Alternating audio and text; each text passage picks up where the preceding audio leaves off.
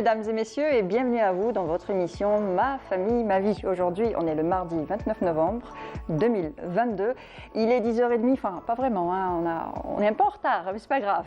Et on est ensemble jusqu'à 11h30 en direct avec vous. Et vous pouvez même participer à l'émission, interagir avec nous, participer au débat grâce au téléphone. Tout simplement, vous nous appelez au 021 23 98 91, 021 23 98 91. Et le thème du jour est le suivant. Éveillez le lecteur qui est en votre enfant. Alors, donner et cultiver le goût de la lecture chez les enfants n'est pas toujours évident.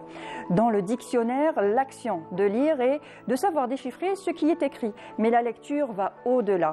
Elle ouvre les portes de l'imaginaire. Elle permet à l'enfant d'apprendre de nouvelles choses, de développer son langage, d'enrichir son vocabulaire, d'améliorer bien d'autres compétences. Alors, comment faire pour donner le plaisir de la lecture à nos enfants dans ce monde hyper connecté? C'est aujourd'hui et avec nos intervenantes, parce qu'aujourd'hui c'est un plateau exclusivement féminin. Alors j'ai l'honneur et le plaisir de recevoir Madame Nora Asseval. Vous êtes conteuse et écrivaine. Bonjour et merci d'avoir accepté notre invitation.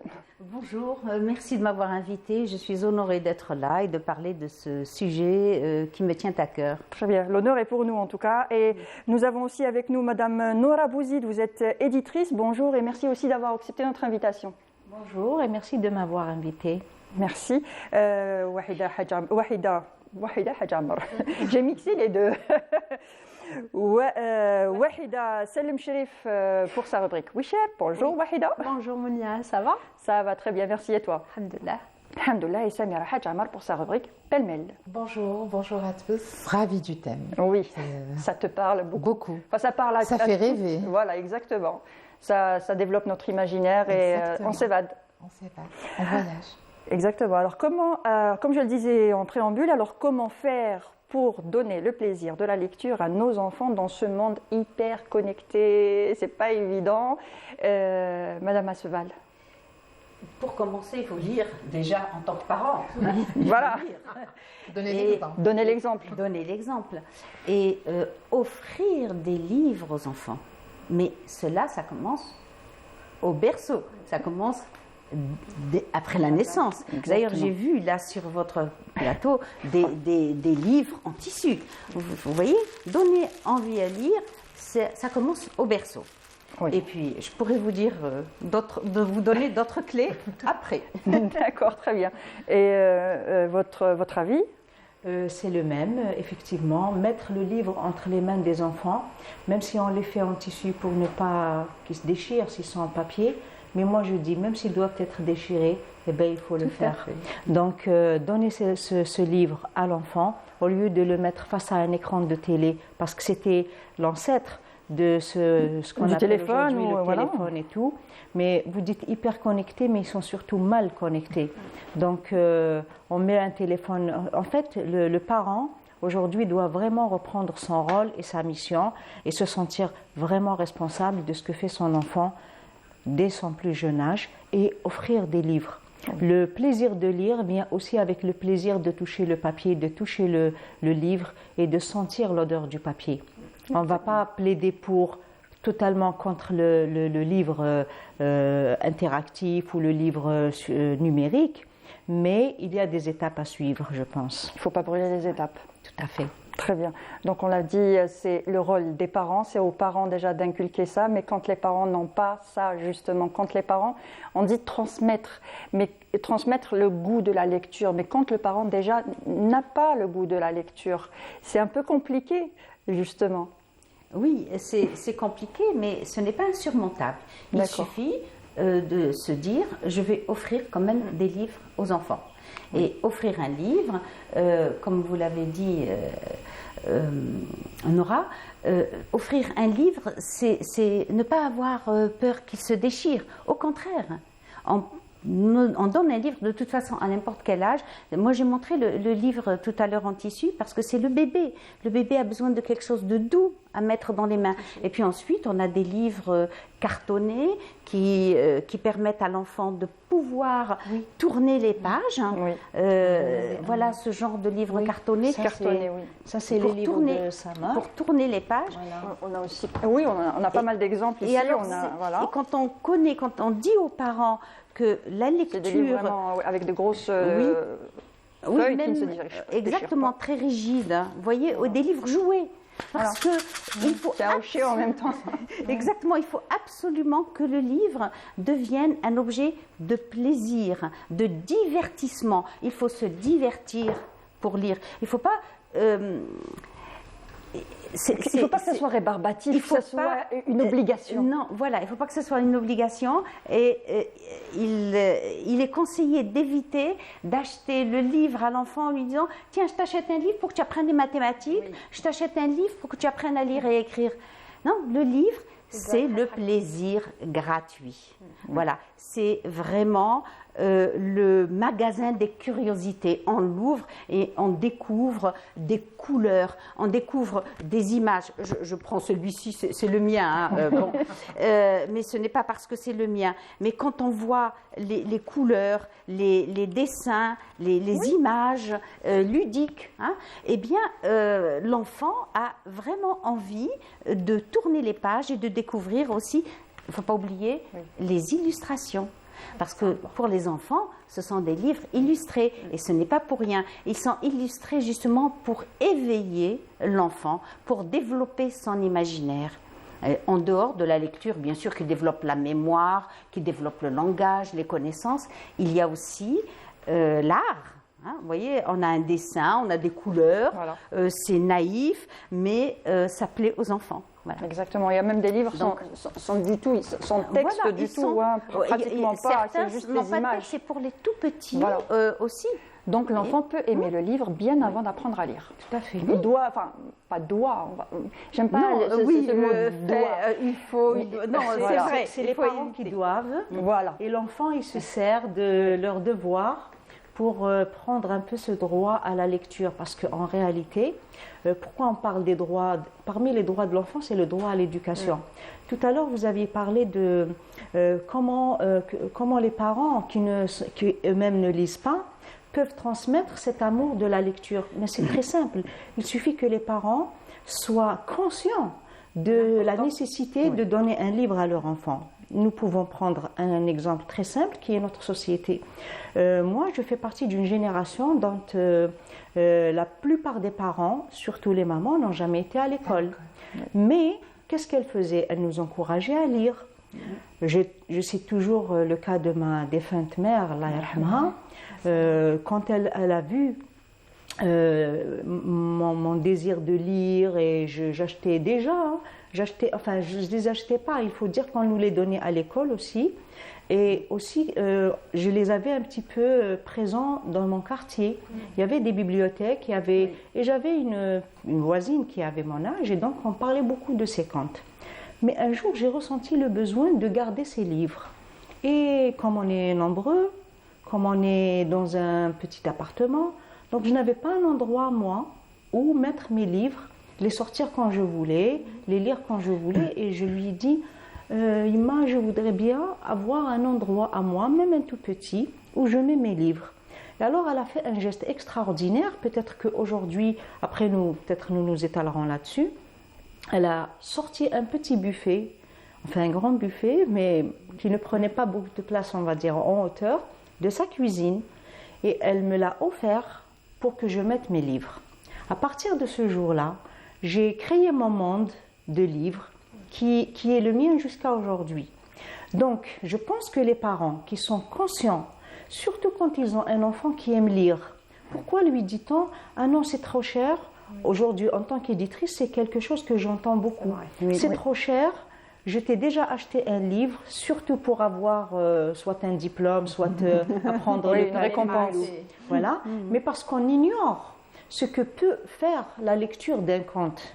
On ignore les conséquences positives sur la construction de l'imaginaire. Parce que l'imaginaire, c'est lui qui construit notre vie.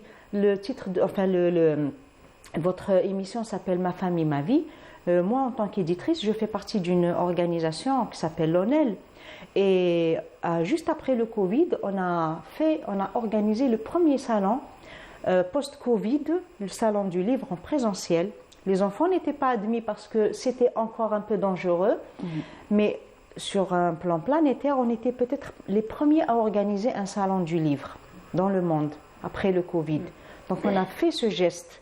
Et pourquoi? Et on l'a intitulé « Un livre, une vie ». Donc moi, je pense que si une société reprend conscience du rôle de la culture et qui doit commencer à très jeune âge, on va dire, dès le berceau, dès la naissance, on peut... Mais bien sûr. Oui. Et aujourd'hui, ce qui nous tue un peu, c'est de voir des gens qui ont été, eux, à l'université, qui ont eu la chance. Imaginez que moi, je ne donne pas à lire à mes enfants. Ce n'est pas normal.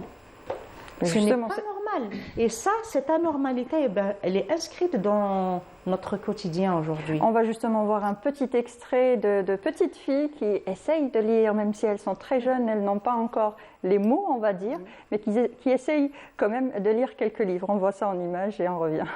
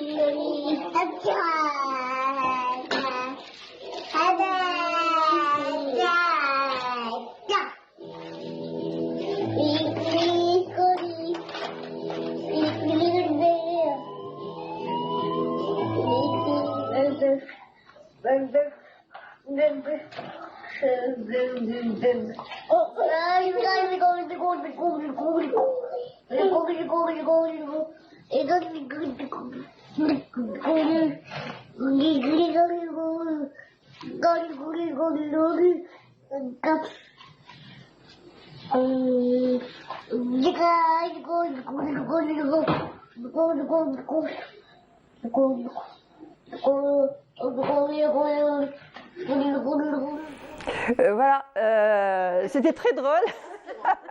Il y a une vocation en cours. Voilà, exactement. Elles ont à peine, on va dire, un an, à ce moment-là, elles ont à peine un an et quelques mois. Voilà. Donc, elles ont tout de suite été familiarisées avec le livre et je pense que c'est ce qu'il faut faire. Oui. Oui. Comme oui, maman vous a inspiré une vocation. Vous avez dit quelque chose de très intéressant tout à l'heure. Vous avez dit que nos parents, ma grand-mère par exemple, ne savaient pas lire. Mais il y a quelque chose de très particulier dans notre société, en Algérie, mais beaucoup aussi dans le Maghreb et ailleurs, qui fait que nous avons la transmission orale. Oui. Souvent, ce qui est écrit aujourd'hui, peut-être comme Madame Asphalt, comme vous contribuez à matérialiser un patrimoine immatériel que nos aïeux, nos grands-mères nous racontent. Oui. Et personnellement, moi, je l'ai vécu comme ça. C'est-à-dire que ma grand-mère me racontait des histoires, ma mère me racontait des histoires. Oui. C'est un moment propice, particulier. Souvent, c'était la nuit, même peut-être pendant la sieste. Mais les histoires, mon imaginaire, c'est construit à partir de personnages qui existent, qui ont été racontés à plein d'enfants.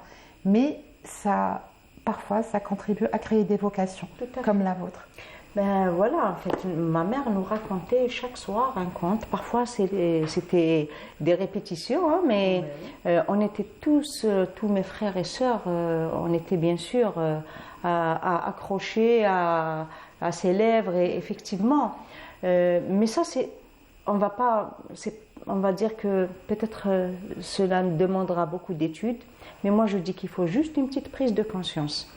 Parce que les livres sont là, on les fabrique, on les met dans les librairies, mais ils sont disponibles. Mais la question qu'il faut se poser à la base, c'est quelle est la place de la culture dans notre vie de tous les jours, tous, en tant qu'adultes, en tant que société. Vous voyez, c'est un peu le problème, c'est la place du livre et de la lecture et de la culture de façon générale. Parce que aussi, combien de parents s'intéressent à un film qu'ils partagent avec leurs enfants, par exemple, un film historique ou un film même ludique, un dessin animé. On ne regarde pas ce produit comme un produit culturel. On le regarde juste pour passer le temps. On regarde parfois même sans nous poser de questions. Mais il y a ce plaisir. Oui. Mais maintenant, je pense que l'adulte, les adultes que nous sommes aujourd'hui doivent mener un combat pour remettre le livre au centre de notre vie. Et moi, je dis souvent qu'il faut juste aller regarder de près nos maisons, nos appartements. Est-ce qu'il y a des livres? Il n'y en a pas. Oui. Quand il y en a, ça fait partie du décor. Voilà, en fait, c'est le fait de toucher les livres. Franchement, moi, je me dis que c'est tellement simple. Je dis, le livre, c'est la dépense la moins coûteuse pour un couple. Pas toujours. Pas toujours, mais Ça dépend. On va prendre en considération la diversité des familles algériennes en général, ceux qui n'ont pas les moyens d'avoir justement des livres.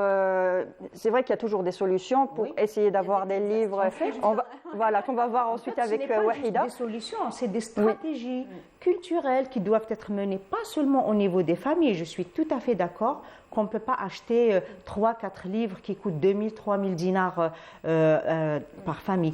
Mais où sont les bibliothèques municipales? Mais justement. Où sont les librairies où on peut échanger? Moi, je n'ai pas acheté tous les livres que j'ai lus quand Mais j'étais justement, gosse. on va en parler, mais je vous propose tout d'abord de suivre un reportage de notre journaliste Farida Belmeslim et on revient tout de suite après. Meissa et sa sœur Ritej nous embarquent pour une aventure dans le monde de la lecture pour enfants. Nos habitués de la librairie des arts et des lettres y viennent souvent pour s'enquérir d'un précieux trésor. Avant, quand j'étais un peu plus petite, j'aimais bien les contes de fées. Voilà, j'adorais les contes de fées. Je prenais des contes de fées, des contes pop. Voilà, les pop, c'est ceux qui a des images comme ça, qui montrent ces livres. Et puis maintenant, je m'intéresse beaucoup plus aux livres consistants, aux livres comme des romans, etc. Par exemple, je m'intéresse par exemple, aux livres de Jules Verne, aux livres de plusieurs de grands auteurs. Quand je veux changer de style, par exemple, je trouve mon bonheur ici. Par exemple, j'aime bien les cahiers d'illusions. Voilà, j'en ai trouvé un juste ici. Ça parle des illusions optiques plutôt. Il est évident qu'un enfant qui lit sera un adulte qui pense. Pour nos jeunes lectrices, les bienfaits de la lecture s'affichent clairement sur leur visage épanoui et dans leur regard sillonnant les étalages à la conquête de nouveaux titres. Ça m'apporte de la joie parce que je vois des princesses, je vois un tas de choses. Et genre comme ce livre, il a pas d'image. Ça me permet de rêver la nuit de bonnes choses. Et voilà. Et aussi dans l'école, je passionne avec mes camarades et je leur montre mon livre. Des fois, on les échange. N'hésitant guère à demander conseil aux libraires, souvent elles savent ce qu'elles cherchent. Un titre accrochant, une brève lecture en diagonale, le choix est validé. Les vendeurs sont très gentils et je peux par exemple leur dire, par exemple, j'ai envie de changer de style et je peux leur demander de me conseiller un livre. Aujourd'hui, j'ai craqué pour le livre. Ne jugez pas un livre sur sa couverture ou ne jugez pas un garçon sur son apparence. Voilà, alors ce livre, il parle d'un garçon qui est né d'une malformation faciale. Voilà, et il n'est pas rentré à l'école depuis qu'il est né. Et quand ses parents ont enfin pris la décision de l'emmener au collège, il essaye plutôt pourra-t-il convaincre ses camarades plutôt qui sont comme lui. J'ai choisi Les Princesses Magiques, un livre que j'ai beaucoup aimé. J'ai déjà acheté un livre et je me suis passionnée et j'ai continué à acheter encore plus et encore plus. La contribution de la lecture dans l'épanouissement de l'enfant est capitale, car dans la poussière des mots naissent les rêves qui lui permettent de vivre dans la lumière. Au revoir, à la prochaine. Alors c'était un sujet de Leila Ben Aïcha, je me suis trompée, c'était un sujet de Leila Ben Aïcha et nous avons bien sûr eu l'occasion de voir Meissa Pilar aussi, de la revoir parce qu'on a l'habitude de la voir aussi, une adorable petite jeune fille maintenant. Une artiste. Une artiste, exactement, une lectrice qui aime bien la lecture et sa sœur aussi qui nous ont un peu parlé de leur lecture, de comment elles choisissent leurs livres et tout ça. Et justement, je voulais revenir sur le fait que toutes les familles n'ont pas les moyens de s'acheter de beaux livres, de bons livres, où tous les livres sont bons, mais on va dire qu'en général, on dit que c'est à l'enfant de choisir le livre pour ne pas lui imposer une lecture. Vous êtes d'accord avec moi ou pas? Oui, mais il faut le conseiller, il faut aussi, il y a des moyens de le guider, il faut l'accompagner. Et il est essentiel, mais vraiment, il est essentiel de lire une histoire à un enfant. Il ne faut pas attendre qu'il choisisse le livre ou qu'il aille lui-même dans une librairie et qu'il demande un livre. Mais dès son plus jeune âge, le parent doit justement organiser une sorte de rituel et lire une histoire. Et ça crée des liens très forts déjà entre les parents. Ça rassure, des liens, de toutes sortes de liens. Et surtout, ça donne de l'assurance à l'enfant. Parce que le parent est là, il lui lit une histoire et l'enfant, même s'il ne lit pas et qu'il n'a pas l'âge encore de lire, le fait d'entendre une histoire... De voir aussi le parent en train de tourner les pages, de voir les personnages. Exactement. Viendra un jour où il voudra lire lui-même. Et ça, c'est très important. Ça, c'est essentiel, la présence des parents. Et on parlait tout à l'heure de littérature orale. Bien évidemment que nos mères ne savaient ni lire ni écrire, mais elles étaient très instruites parce que elle détenait la littérature orale. Moi, je suis une défenseuse de la littérature orale. On va parler de littérature orale justement avec Samira dans sa rubrique. Oui. Justement, avec le conte populaire, déjà le fait est de raconter toutes sortes de récits aux enfants. Et bien, quand ils vont à l'école, ils ont envie de lire aussi et de découvrir d'autres histoires et d'autres mondes et d'autres sphères, bien évidemment. Très bien. Donc, on en parlera tout à l'heure avec Samira, mais pour revenir sur le fait d'emprunter des livres, d'aller à la bibliothèque, c'est les solutions justement au fait de ne pas pouvoir se permettre d'acheter des livres quand on n'est pas, on va dire, quand on n'a pas un salaire, ou quand la maman ne travaille pas, il n'y a que le papa qui travaille, on n'a pas toujours les moyens, mais les librairies, justement, les bibliothèques municipales, voilà, exactement, ou des endroits où on peut échanger des livres et tout ça, c'est très intéressant et c'est Wahida Salim-Jalif qui va nous en parler dans sa rubrique We Share.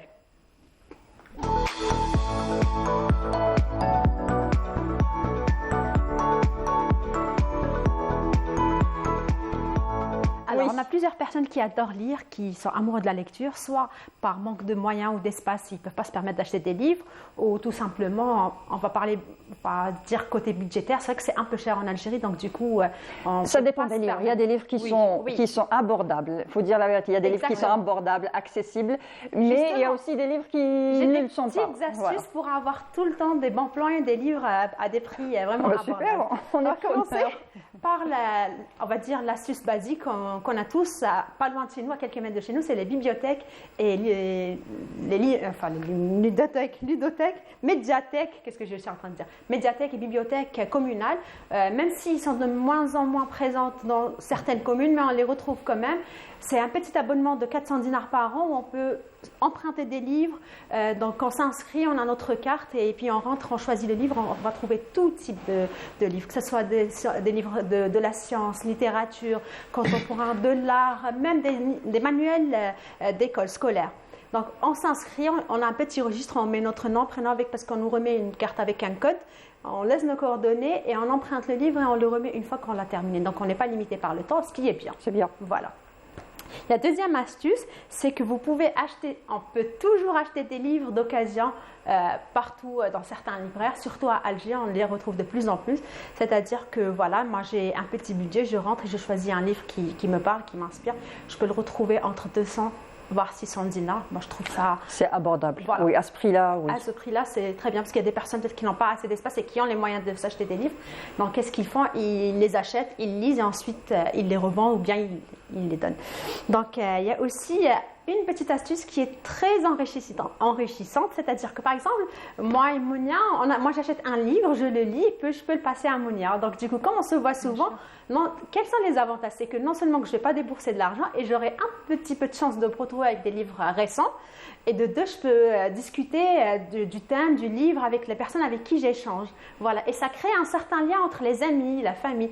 Mais, il y a toujours un mais. Oui. Il faut les rendre, s'il vous plaît. Exactement. Rendez les livres. Oui. Et puis, je leur dis tout le temps à mes amis, un petit mot de remerciement, ça nous ferait plaisir. Donc, il faut penser à le faire. Il y a aussi... Et si vous êtes tout simplement comme moi et vous voulez garder les livres, j'ai une petite astuce, c'est que vous avez vu, on va voir avec l'éditeur, c'est qu'au début, quand il y a un livre qui est édité, il est en grand format, donc il coûte plus cher qu'un livre de poche. On commence toujours par le livre en grand format. En Algérie, on n'en est pas encore là. Mais un peu partout, parce qu'on ramène quand même des livres de l'étranger. Oui, on les importe, oui. Voilà, on les importe. Donc, au bout de quelques... Il faut juste attendre, il faut être patient. Attendre de quelques mois, vous allez retrouver la version en poche, livre de poche. Et puis, c'est moins cher, c'est à moitié prix la plupart du temps. Voilà. Il y a aussi une initiative que j'adore et que j'aime beaucoup qu'on est en train de retrouver timidement en Algérie, c'est les boîtes à livres. Je pense que vous avez vu dans des espaces communs. La première wilaya pilote, si on peut dire ça comme ça, c'était à Tizi Ouzou, parce que déjà, eux, ils ont beaucoup de libraires et tout. Moi, personnellement, j'achète de là-bas, je me déplace. Voilà, vous voyez là, c'est exactement un groupe de jeunes amoureux de lecture. Qu'est-ce qu'ils ont vu? Ils ont créé un espace d'échange où chaque personne fait don d'un livre. Et moi, si je veux lire, je viens déposer un livre et je reprends un autre, tout simplement. Donc, la bibliothèque n'est jamais vide. Donc, on dépose un et on prend un autre. On échange. Oui. Magnifique. Étant algérienne, qu'est-ce qu'on m'a dit, mes amis, qu'est-ce qu'on m'a dit? Il n'y a pas des voleurs de livres. Oui, non, est-ce qu'il y a des voleurs de livres? Moi, non, je suis voleuse de livres. Clairement. Voilà. Je vous dis, j'ai fait beaucoup de recherches. Il n'y a pas des personnes qui lisent, ils ne volent pas, ils préfèrent payer. On a vu des foires où ils mettent des livres à disposition de tout le monde, sauf les vicieux. Il y a des personnes, ils ont un vice où ils peuvent voler tout et n'importe quoi. Je ne parle pas des amoureux de la lecture. Les kleptomanes, vous parlez. Aussi, tout simplement. Ils ont un vice. Ce qu'ils trouvent. Exactement. C'est une maladie. Et puis, on a vu dans certains pays où ils les mettent vraiment dans la rue, ils les disposent comme ça à portée de tous. Puis les gens achètent, choisissent leur livre et ils mettent de côté la somme ou l'équivalence. Et voilà. Il y a aussi la location des livres à un prix symbolique qui existe toujours en Algérie. Ah, on peut louer des livres? Oui. Pour combien? Seulement 50 dinars. Donc, 50 dinars pour la durée qu'on gagne pour une semaine. Généralement, c'est une semaine. On nous dit une semaine. Ça dépend du livre, en fait, s'il est volumineux. Donc, si ça prend plus d'une semaine, il faut s'entendre avec la personne, tout simplement. On va pour 50 dinars, on loue un livre, on laisse la photocopie de notre pièce d'identité, et voilà. Et ça nous permet d'avoir non seulement. Mais c'est. Pardon. Oui. La même question, c'est où? Dans des libraires à Alger. Il y a des libraires à Alger qui proposent ça. Qui proposent de la location de livres.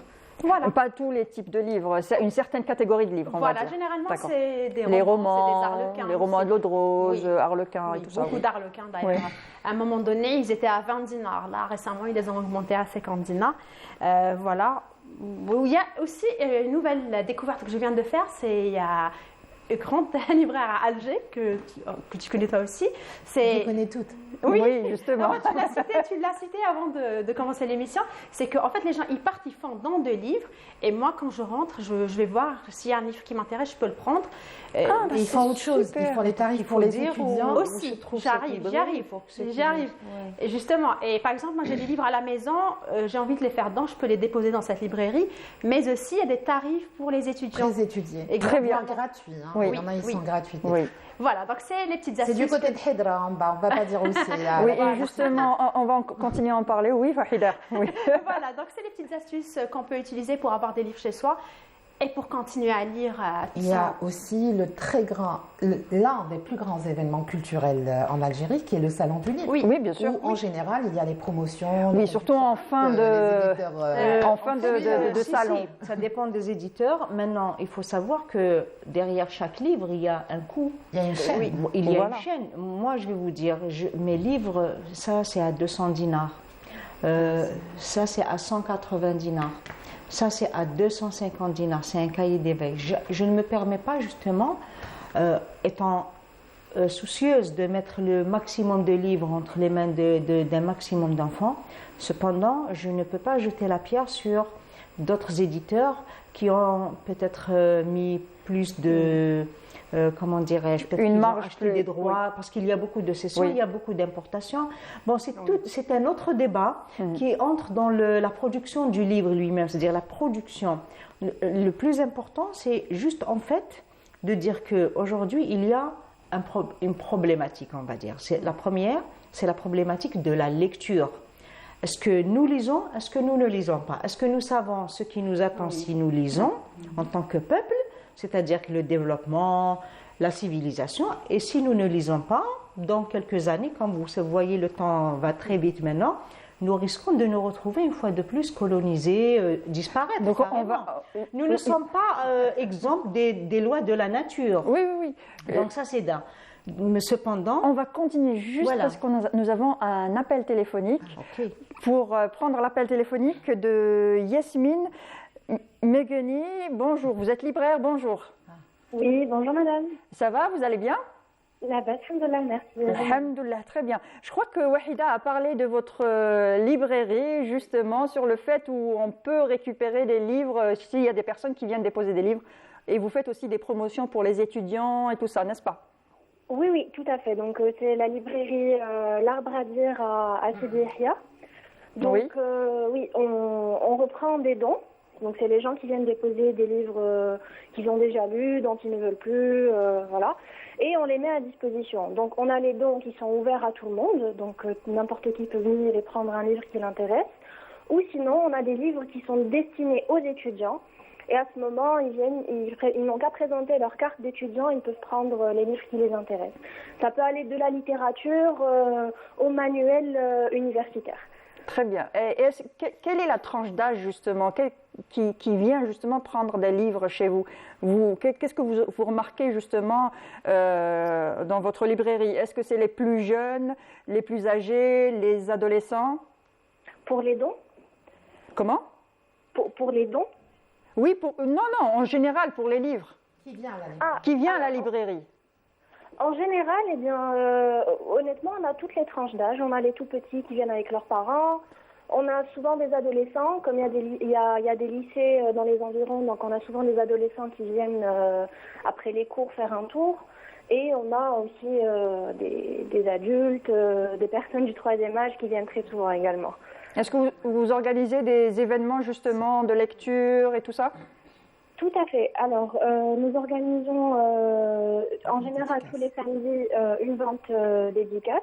Donc, on invite l'auteur pour parler de son œuvre et pouvoir débattre avec lui et ensuite avoir une vente dédicace. Sinon, nous avons également un club de lecture pour enfants, un vendredi par mois, donc qui est animé par une enseignante. Chaque vendredi, à chaque club de lecture, on va s'organiser pour définir le livre du mois qui vient, pour leur laisser un mois pour lire le livre et ensuite revenir en discuter s'ils ont aimé, s'ils n'ont pas aimé. C'est ouvert à tout le monde, il n'y a pas d'inscription nécessaire.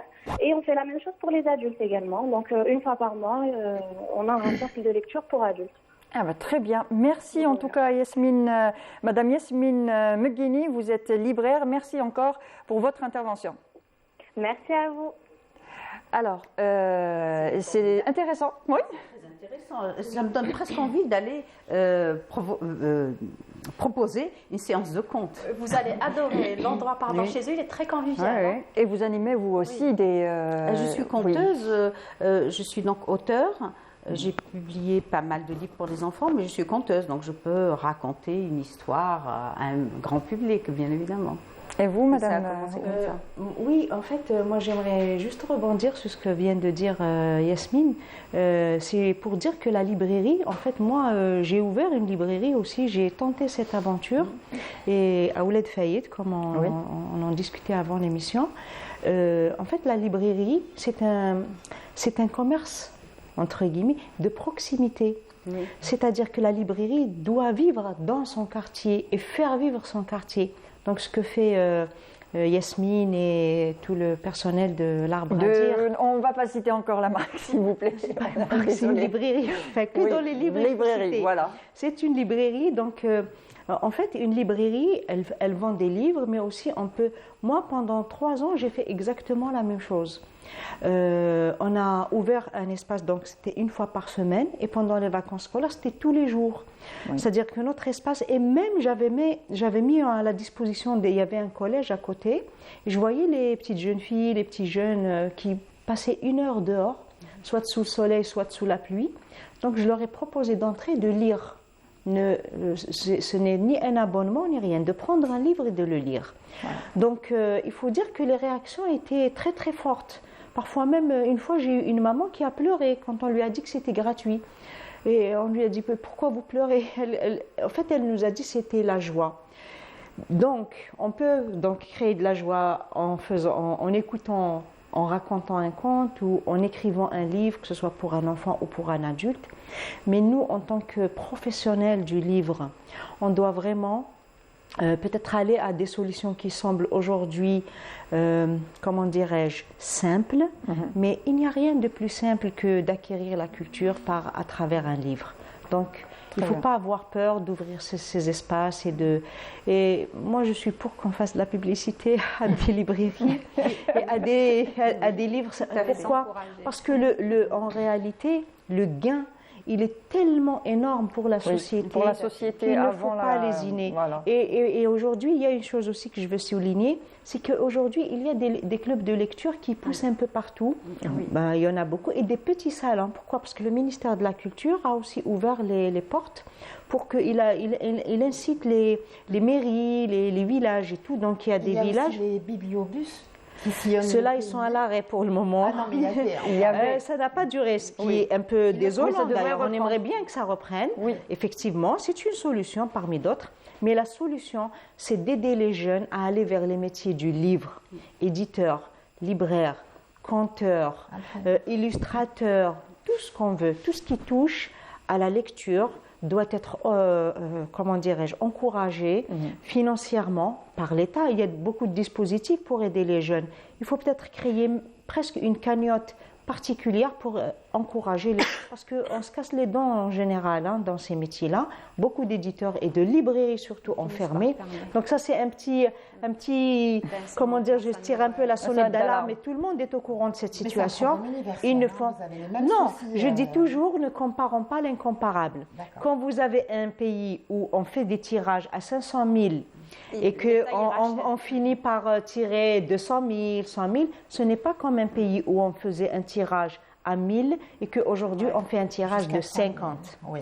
Donc c'est les quantités, ne comparons pas l'incomparable. On est en train de sortir un peu du débat parce que le plus important c'est d'aider les parents aujourd'hui à faire lire leurs enfants, justement, à leur faire apprécier ce moment qui doit être un moment de joie, justement, qui doit être un moment de plaisir et non pas une contrainte. Et les livres sont accessibles parce que les libraires, moi je ne connaissais pas ça, mais quand j'ai voulu éditer en Algérie des livres, l'éditeur, pas le libraire, l'éditeur, j'ai proposé une couverture cartonnée, mais il m'a dit ça reviendrait trop cher. Oui, donc, et donc ils font des efforts, et donc on peut avoir des livres à de bons prix.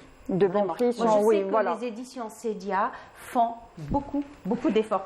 Et en tout cas, maintenant, on va passer, on a parlé de transmission. Mais je sais, mais il faut donner des clés aux gens qui veulent. Voilà, on a parlé. Asval fait cette transmission.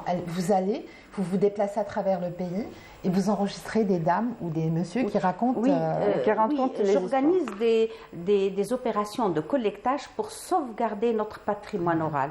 Donc ça fait plus de 20 ans, même plus de 24 ans maintenant, que je réalise ces collectages auprès des anciens, où j'enregistre. C'est pratiquement un travail d'ethnographe. Ça me fait penser à Germaine Tillion. D'ethnologue et d'anthropologue.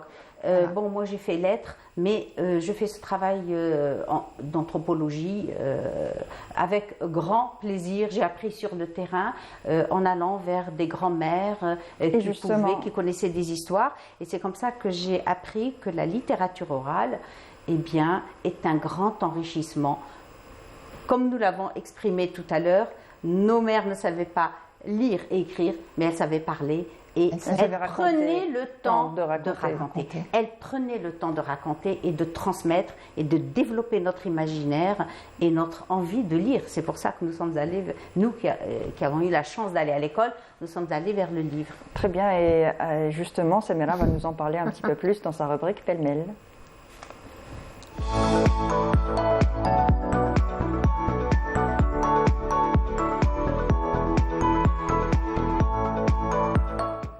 Oui. Oui, les aléas du direct, voilà, on essaie de s'arranger quand il y a des petits jingles qui passent. Donc, Samira, à toi. Alors, moi, ça commence comme ça et j'adore. Ça me rappelle trop de bons souvenirs. Amashahu, Tlemshahu. Ça vous dit beaucoup de choses. D'accord. Il était une fois. Et ce qui résonne le plus dans l'imaginaire, peut-être, et qui est devenu universel, puisque traduit dans plus de 23 langues, c'est bien sûr Avavainuva. La chanson d'Idir. Voilà, elle est sortie dans les bacs en 1976. Idir Layrahmou a repris ce qui était à l'origine un conte berbère ancien. Sauf que vous, Madame Asbal, on en a parlé avant l'émission, et vous m'avez dit que c'est quelque chose qui se rapproche le plus du chaperon rouge. Chaperon rouge. Voilà. Oui, Avavainuva, en fait, Idir n'a pas chanté tout le conte. Il a chanté seulement le refrain du conte.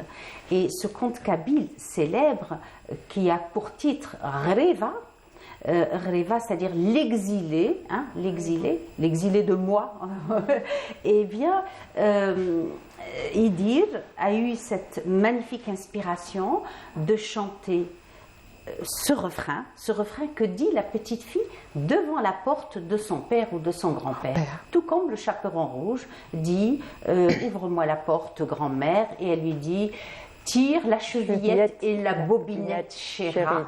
Voilà. Et donc là, c'est Reva qui chante Avavainuva, et le grand-père qui lui dit fais teinter tes bracelets, avant donc de lui ouvrir la porte. Et il y a le monstre, des fois c'est un ogre, des fois c'est une ogresse, des fois c'est un loup, ça dépend des versions. J'en ai collecté quelques-unes en Kabylie, et j'ai pu constater que c'était une version très proche. Et il y a une version, je voudrais juste souligner rapidement, il y a une version extraordinaire qui a été collectée, je pense au début du XXe siècle, en Kabylie, par Frobenius, un Allemand, un folkloriste allemand, à l'époque on les appelait folkloristes. Il a écrit en allemand directement tous les contes kabyles qu'il a collectés. Et j'étais très frustrée parce que je ne connais pas l'allemand jusqu'au jour où Bokran Feta a traduit ces contes kabyles écrits en allemand, et maintenant on peut les trouver en France, plusieurs volumes. Je crois que c'est Edisud, et il me semble que c'est en 1994 qu'il a fait la traduction. Et il y a une version extraordinaire de Avavainuva de Reva. Très bien. On continue avec Samira. Mon papa à moi, dessine-moi une image d'un foyer inuit d'hiver. Nous voici embarqués en direction du pays de l'imaginaire et de la merveille. Et de l'imaginaire à la tradition orale depuis la nuit des temps. Des conteurs transportent des récits d'époque en époque. Des auteurs, chercheurs, tels que Mouloud Mamri, tels que Taous Amrouche, tels que Pharaon, tels que Kateb Yassine, tels que Nassib, tels que Bellamri, tels que Hallalo. Pourquoi je dis Hallalo? Parce que Hallalo l'a fait au théâtre. Donc on est passé de Idir qui était dans la musique, Kateb l'écrivain, le romancier, le poète, ça passe par la poésie aussi. Voilà, les contes populaires comme sont essentiels des stratifications de la culture, du mouvement de l'âme, et à pérenniser les legs de nos aïeux. Le conte populaire, il y a toutes les formes d'expression, de la poésie, de la romance, du rêve, de la joie et beaucoup d'espoir, puisque souvent le bien triomphe du mal. C'est vrai ou c'est pas vrai? C'est vrai. Les fins heureuses. Toujours il gagne à la fin. Que l'ogre finit par disparaître, l'enfant que nous restons, en devenant adulte, a besoin de ces pierres précieuses. Que ces pierres précieuses soient posées très tôt dans sa vie. C'est des pierres pour démarrer la vie. Maintenir le lien affectif. J'ai considéré que c'était un lien affectif parce que souvent c'est la grand-mère ou la mère et ça crée, il y a de l'émotion, il y a un lien affectif, c'est-à-dire palpable. C'est une voix douce, c'est une verve, c'est une voix aussi rassurante qui nous raconte des mots, de la magie, qui nous impose de la concentration, de l'analyse, de la réflexion et au final un raisonnement. Pardon, je m'excuse. Et la construction de nos valeurs, ça contribue énormément parce qu'à travers le récit, en général, il y a une morale. Il y a toujours une morale. Je ne sais pas si vous êtes d'accord, c'est vous qui n'étiez pas d'accord tout à l'heure sur la morale. Il y a une morale. Et donc, ça contribue à construire nos valeurs et nos valeurs pour affronter l'avenir. Voilà. Donc, ça contribue aussi à ça. à forger la personnalité et l'esprit, le caractère peut-être de la personne, même si l'enfant qui deviendra adulte n'en fait pas forcément une vocation. Oui, bien sûr. On n'a pas besoin d'être tous des écrivains ou tous des libraires ou tous des éditeurs. Non, non. Justement, ça construit la personnalité et ça montre la voie à suivre. Un enfant qui a l'habitude de lire, qui a l'esprit critique, l'esprit d'analyse, comme vous avez dit, eh bien, c'est un enfant qui va savoir ce qu'il veut très tôt. Parce que souvent, le parent associe, celui qui lit, je ne vais pas dire la maman ou la grand-mère, celui qui lit, ça peut être un papa, ou qui raconte l'histoire, fait contribuer, fait participer l'enfant, lui demandant un raisonnement, ce qu'il pense, qu'il voit. Il peut lire les mots quand il y a un livre ou une illustration, et on peut lui montrer une illustration sans texte pour que lui imagine le récit. Lui donner la parole, ça libère la parole. Ben oui, ça libère la parole de l'enfant. Ça libère la ça parole. forge aussi la confiance en soi. Oui, tout à fait. Et il faut absolument écouter un enfant, parce que quand un enfant écoute une histoire ou la lit, il lui dit « raconte-la moi ». Et surtout ne pas le corriger. S'il a raconté à sa manière, avec ses mots et avec son imaginaire. Puisqu'une histoire que l'on lit à l'âge de 5 ans, 6 ans, hein, c'est l'âge où on commence à lire. À l'âge de 5, 6 ans, si on lit une histoire, on va la comprendre d'une certaine manière avec notre construction du moment.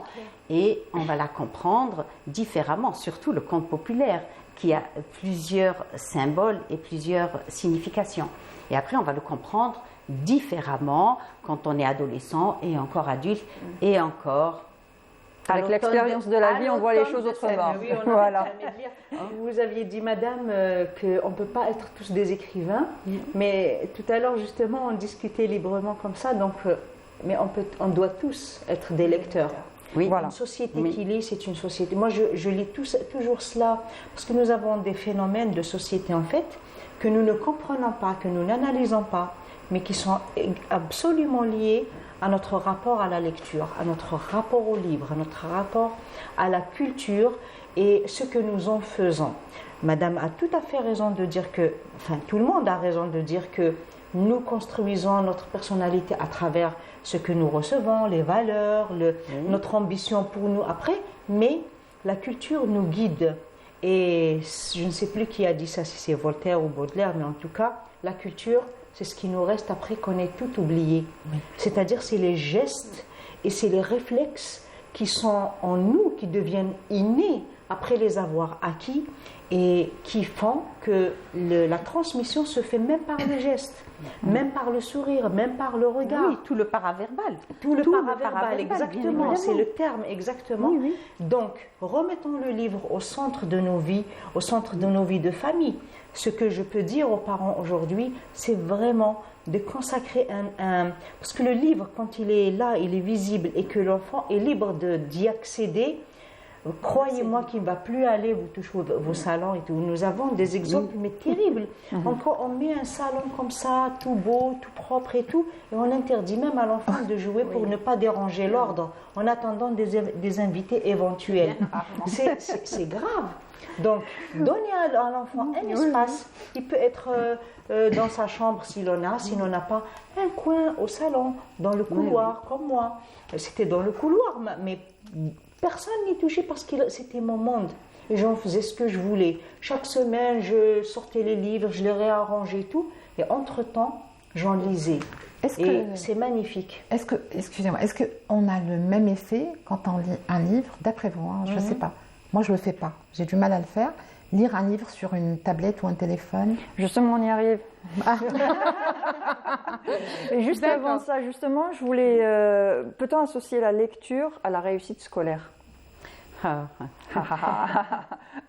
Avant d'entamer, est-ce qu'à l'école, on lit suffisamment? Parce qu'à un certain moment, on nous donnait une lecture à faire et on devait faire une fiche de lecture. Voilà, une fois... Voilà comment détester la lecture. Voilà. C'est quand c'est imposé, quand c'est noté, quand c'est... À l'école, c'est comme ça. Oui, c'est terrible. Quand vous êtes au primaire, on vous donne un texte, vous devez faire Non, mais ça dépend comment une synthèse c'est transmis. Si on donne une certaine liberté, allez, celui qui lit le livre et qui va répondre, allez, il aura d'office une note, même s'il n'a pas su répondre aux questions, d'office, il aura la moyenne, par exemple. Il y a d'autres manières. Et à l'école, ce serait bien. Ce serait vraiment judicieux qu'il y ait des librairies à l'école pour prêter des livres. Ça, c'est important qu'il y ait je pense que ça existe. Des bibliothèques. Chez nous, des bibliothèques, pardon. Oui, vous avez raison. Je me rappelle, des bibliothèques scolaires. Les bibliothèques scolaires, on en avait. Enfin, moi, personnellement, au CEM et au lycée, on avait une bibliothèque scolaire. On pouvait aller emprunter des livres et tout ça, et livres qu'on voulait, ou faire des exposés. Maintenant, on sait très bien que les exposés se font sur Internet. Mais avant, on lisait des livres pour faire un exposé. On se renseignait avant. Mais est-ce que la lecture, avant d'arriver à l'école, est-ce que la lecture en elle-même favorise la réussite scolaire? Exactement, puisqu'elle favorise la concentration, la mémoire, elle développe Voilà, les connaissances, elle développe le vocabulaire, la réflexion, l'analyse, libère la parole, comme a dit Samira. L'esprit d'analyse. Oui, surtout. Donc l'enfant, il part armé. Quand il n'est pas encore entré à l'école, comme on a vu les bébés que vous avez montrés tout à l'heure, ils ont l'habitude déjà de développer leur esprit. Ils vont arriver à l'école, ils vont avoir beaucoup d'assurance, puisqu'ils ont des parents qui leur ont lu des histoires, ils auront lu eux-mêmes des histoires, ils vont arriver avec beaucoup d'assurance. Donc ils sont un terrain pour la réussite. Après, ça entraîne, ça entraîne la langue aussi, la diction. Il y a énormément d'avantages. La rédaction, puisqu'on retient, le vocabulaire est enrichi. Voilà. Et quand on a un vocabulaire enrichi et qu'on a l'habitude des mots, qu'on a l'habitude de prononcer, qu'on a l'habitude de lire, eh bien, le mot juste. C'est pour ça qu'il ne faudrait pas des livres avec des fautes d'orthographe. Si on a l'habitude de lire, justement, on a l'habitude de lire, le mot est fixé et c'est ainsi qu'on est déjà prêt à réussir sur le plan scolaire, ça c'est certain. Très bien. Et ça permet aussi de déstresser. Dans une salle d'attente avec les enfants qui sont un petit peu turbulents, si on prend un livre, s'ils ont déjà l'habitude des livres, dans une salle d'attente, un enfant avec un livre, il sera émerveillé par le livre au lieu de courir, essayer de toucher à tout, et puis la maman en train de courir après. La concentration, c'est vrai qu'il y a un problème de concentration fréquent chez les enfants du monde moderne, parce qu'il n'y a plus ces moments d'écoute où le parent lit, où la grand-mère raconte et les enfants ne se concentrent pas assez. Et justement, lire à l'heure du numérique, la nouvelle technologie a-t-elle changé le rapport à la lecture et l'écriture? Oui, c'est clair. Mais franchement, c'est les symptômes que vient de décrire Madame. C'est l'impatience, c'est le manque de concentration. Pourquoi? Parce que, en fait, c'est un monde rapide. Il peut passer d'une page à une autre, il peut aller vraiment changer carrément de contenu. On a les e-books ou les livres audio. Mais justement, en fait, moi, je ne peux pas dire que ce n'est pas une solution. Ça peut être par rapport au prix déjà, on peut avoir un peu plus accès à ces livres, même si ce n'est pas donné. Mais moi, mon problème, ce n'est pas la lecture sur les tablettes, c'est l'âge. Il faut savoir à quel moment. Il faut savoir à quel âge donner une tablette à un enfant. Les pédagogues, les pédopsychiatres, tout le monde s'accorde à dire pas d'écran avant 6 ans, 7 ans. Voilà. Donc, pourquoi nous n'écoutons pas ceux qui parlent de, la parole de la science? Au moins, c'est de bons conseils. Mais pour les adultes, ça pourrait être une solution. Ça peut être, c'est très bien une solution. C'est pour ça que je disais tout à l'heure, ne comparons pas l'incomparable. Parce qu'on a l'impression, on me dit toujours, d'ailleurs sur les plateaux télé ou partout, on me dit, oui, mais aujourd'hui, on ne lit pas parce qu'on a Internet. Je leur dis, chiche, posez la question à tous les Algériens, dites-moi s'ils lisent vraiment. Non. On a peut-être 1%, et peut-être que j'exagère, qui lisent vraiment des livres. Sur Internet, nous allons sur Facebook, nous allons sur, je ne sais pas, tous ces réseaux sociaux, on discute, on parle de tout, sauf du livre. Ça, c'est un constat que je fais depuis des années maintenant, c'est-à-dire qu'il ne faut pas se voiler la face. C'est pour ça que je suis peut-être un peu dure, mais c'est la vérité, c'est la réalité. Parce qu'aujourd'hui, dès qu'on parle, déjà, il faut connaître au moins les classiques. Les classiques, ce n'est pas la culture, les classiques occidentaux seulement. Vous venez de parler des classiques algériens. Il faut que le classique, nous intégrions aujourd'hui le terme classique à notre propre culture. Mais justement, il faut connaître les classiques, mais on va dire qu'un jeune adolescent qui n'a pas été initié à la lecture et puis à l'école, il n'a pas fait assez de lecture. Une fois adolescent, il a envie de lire. Ça lui prend. Oui. Ça allume une petite lumière dans le cerveau qui dit « je veux apprendre à lire, je veux évoluer » et tout ça. Quel livre lui proposer? Est-ce qu'on va directement vers les classiques où on n'a pas... Justement, il y a la BD. Mais il y a la BD. Mais justement, est-ce que toutes les lectures sont bonnes à prendre? Bien sûr. Mais bien évidemment, toutes les lectures sont bonnes à prendre. Oui. Même la BD, parce que souvent on dit la BD, c'est juste des images, c'est ceci, c'est cela. Ah non, il y a des BD. Ah non, il y a des... Vous savez, moi j'ai une fille qui n'a lu que des BD. Oui. Maintenant, elle lit toutes sortes de livres, elle les lit même en anglais. Mais je n'ai jamais interdit à mes enfants de lire une BD, parce que les BD sont bien écrites. Vous savez, bon, moi c'était des Tintins, et les Pifs, et même les dessins animés bien faits. Les mangas. Les mangas, oui, très à la mode. On les a beaucoup critiqués. Moi, je me rappelle quand j'étais à la fac, quand j'étais étudiante, mon professeur de littérature refusait l'idée des mangas. Eh ben, regardez maintenant les mangas. Ils ont beaucoup de succès et les gens lisent les mangas. Il faut leur acheter des mangas, il faut leur acheter des BD quand ils ne lisent pas. Et s'ils peuvent lire sur une tablette, je parle des adolescents, des adultes, eh bien, mieux vous lire sur une tablette que de ne pas lire du tout. Exactement. Oui. Et voilà, juste pour rendre un petit peu hommage à Slim par rapport à la BD, donc nous avons des personnages. Mkhidesh, Bouzina, Zina. Donc, en fait, et il y en a d'autres maintenant qui sont... Il y a beaucoup de jeunes auteurs qui s'intéressent vraiment, algériens, qui s'intéressent à la BD. Nous avons même un festival de la BD. Le festival de la BD, oui, voilà, vraiment célèbre. Jours, effectivement. En fait, moi, je voulais juste ajouter peut-être un petit mot par rapport à notre rapport à la technologie. Oui. C'est-à-dire que nous devons être encadrés, bien sûr. Il faut prendre tout ce qui vient. La télévision, mais le problème, il est où? C'est le rapport à ces outils-là. Tout à l'heure, vous aviez parlé d'un adolescent. Je vais vous dire, on va dire en général, entre l'âge de 9 ans jusqu'à 20-25 ans, dans la langue arabe, il n'y a pas de littérature jeunesse pour cette tranche d'âge. Donc les enfants qui vont aujourd'hui à l'école algérienne sont surtout arabophones. Donc quand il arrive même s'il lit, après à un moment donné il y a une rupture, donc il n'arrive pas à reprendre la lecture après. Moi je suis adepte de toutes les langues, donc et l'arabe c'est notre langue officielle, que ce soit aussi, c'est le même cas pour Tamazirt, mais ça c'est un déficit énorme. Et en tant qu'éditeur, on essaye un peu de pallier. Ce n'est pas facile, c'est une tranche d'âge très délicate.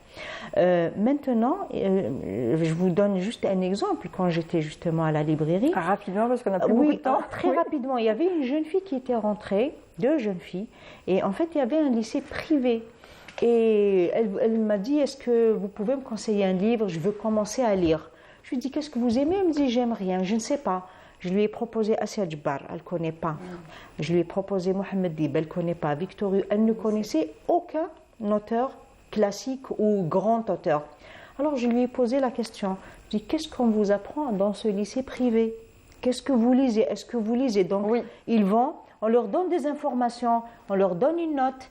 On les jette dehors. Donc la lecture, c'est aussi important, même à l'école. Il faut que les enseignants aussi... Voilà. Totalement inculte. Il faut que les enseignants aussi fassent un effort. Merci en tout cas, mesdames, d'avoir participé. Madame Nora Asseval, vous êtes conteuse, écrivaine. Merci pour votre présence. Merci Madame Nora Bouzida, vous êtes éditrice. Merci aussi pour votre présence. Wahida Salim Sherif, merci pour ta rubrique. Samira Hajamar, merci à toi aussi. Beaucoup. On se retrouve demain, les filles. Inch'Allah. Voilà, à 10h30 sur Canal Algérie pour cette fois-ci un thème très important, mais qui va vous parler, je pense. Étonnant. Film d'horreur, jeu d'horreur aussi. Qu'est-ce que ça va faire à nos enfants? On en parle demain. Bonne journée, au revoir. Au revoir.